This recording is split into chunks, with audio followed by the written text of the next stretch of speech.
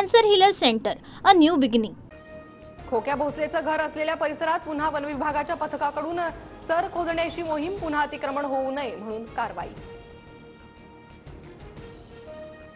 बीडमध्ये काही लोकांकडून सत्तेचा गैरवापर, कायदा हातात घेणाऱ्यांवर राज्य सरकारनं कडक कारवाई करावी. शरद पवार यांची मागणी. गंभीर लोकांना मोठं करण्यामागे शरद पवारांचाही हातभार. धनंजय मुंडे क्षीरसागर, धस जयदत्त क्षीरसागरांसह बजरंग सोनवणेही पवारांच्याच तालमीत वाढले. अंजली दमानी यांची टीका. शिंदे अजितदादांनी आमच्याकडे यावं, आलटून पालटून मुख्यमंत्री करू. पटोलेंची ऑफर, तर ऑफरमध्ये सुधीर मुनगंटीवार आहेत का ते चेक करा. संजय राऊतांचा टोला. उद्या काय होईल ते सांगता येत नाही, पण नाना पटोलेंनी ऑफर देताना घाई केली. पटोलेंनी शिंदे अजितदादांना दिलेल्या ऑफरनंतर विजय वडेट्टीवारांची प्रतिक्रिया. धनंजय मुंडेंविरोधातील करुणा मुंडेंच्या तक्रारी संदर्भात आज सुनावणी. विधानसभा निवडणुकीत मुंडेंनी शपथपत्रात खोटी माहिती दिल्याचा करुणा मुंडेंचा आरोप. वाल्मिक कराडच्या मर्जीतील पोलिसांचे माझ्याकडे पुरावे. 17 मार्चला बीड जिल्हा पोलीस अधीक्षकांना पुरावे देणार. कराडच्या मर्जीतील पोलिसांना बीड जिल्ह्याबाहेर पाठवा. तृप्ती देसाईंची मागणी. शरद पवारांचं पंतप्रधान नरेंद्र मोदींना पत्र. तालकटोरा स्टेडियममध्ये बाजीराव पेशवे, महादजी शिंदे, मल्हारराव होळकरांचे अश्वारूढ पुतळे उभारण्याबाबत पत्र. ज्ञानराधा मल्टीस्टेट घोटाळ्याप्रकरणी ईडीकडून विशेष न्यायालयात आरोपपत्र दाखल.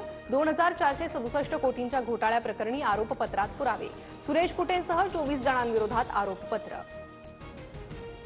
सारंगी महाजनांच्या परळीतील जमिनीबाबत आज सुनावणी. वाल्मिक कराडच्या सहकार्याच्या माध्यमातून फसवणूक झाल्याचा आरोप.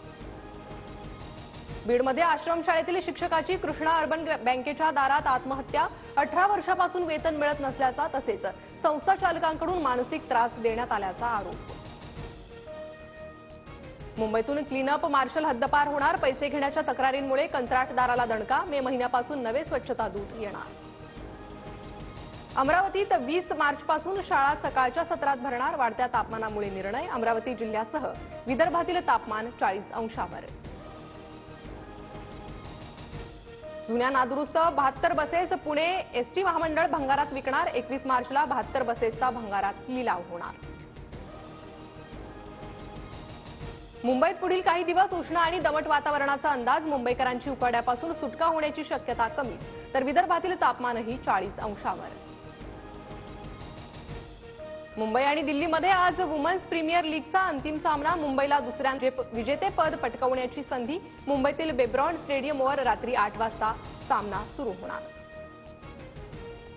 Cancer healer centre, a new beginning.